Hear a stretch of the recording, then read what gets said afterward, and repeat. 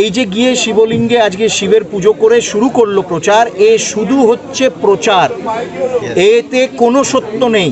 ও পুজোর কিচ্ছু জানে না, এটা খালি লোক দেখানো, লোক ঠকানো এবং মিডিয়া কনজামশনের জন্যে মানুষ বোঝে।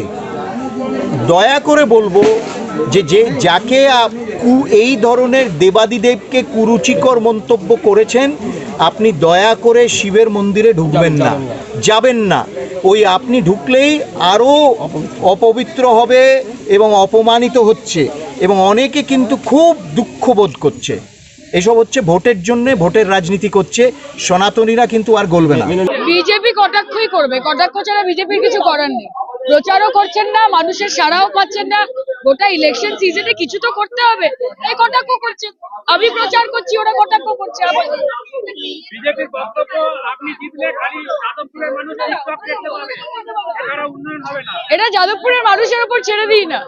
যাদবপুরের মানুষ সায়নী ঘোষকে 3 বছর দেখেছেন, এবং 3 বছর বিজেপির যিনি প্রার্থী ছিলেন অনির্বাণ বাবু, উনি কোথায় থাকেন, তাকে কোথায় পাওয়া যায়, তিনি কতবার পশ্চিমবঙ্গের রাস্তায় হেঁটেছেন, যাদবপুরের লোকালিটিতে হেঁটেছেন।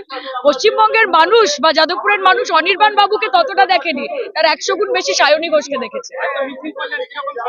আপনাদের কেমন মনে হচ্ছে? স্বতঃস্ফূর্ত সারা, মমতাদির জন্য সমর্থন।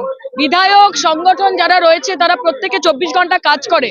বিজেপির মতো ভোট পাখি আমরা নই যে ভোটের আগে এসে ভোট চাই এবং তারপর তোমার দেখা নাই রে তোমার দেখা নাই। এক নম্বর হলো, এগুলো রাজনীতির ইস্যুই হওয়া উচিত। এই কারণেই আমরা বলছি ভুল এজেন্ডা থেকে মূল এজেন্ডায় ফিরুন।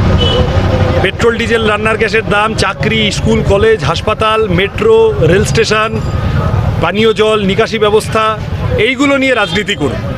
যিনি যা মানেন না সেটা ভোটে জেতার জন্য হঠাৎ করতে শুরু করলে যেমন চোখে লাগবে, আবার ওটাকে কেন্দ্র করে কেউ একটা ঝগড়াঝাটি বাঁধানোর চেষ্টা করলো, কেউ একটা টোন কেটে দিল, টিটকিরি মেরে দিল, যে কথার সাথে যে বিষয়ের সাথে রাজনীতির বিপুল সম্পর্কই নেই বিশেষ, সেটাকে রাজনীতির ইস্যু বানানোর চেষ্টা হলে আসলে রুজি রুটির কথা পিছনে চলে যায়। আমরা রুজি রুটির কথাকে সামনে নিয়ে আসার জন্য লড়াই করছি।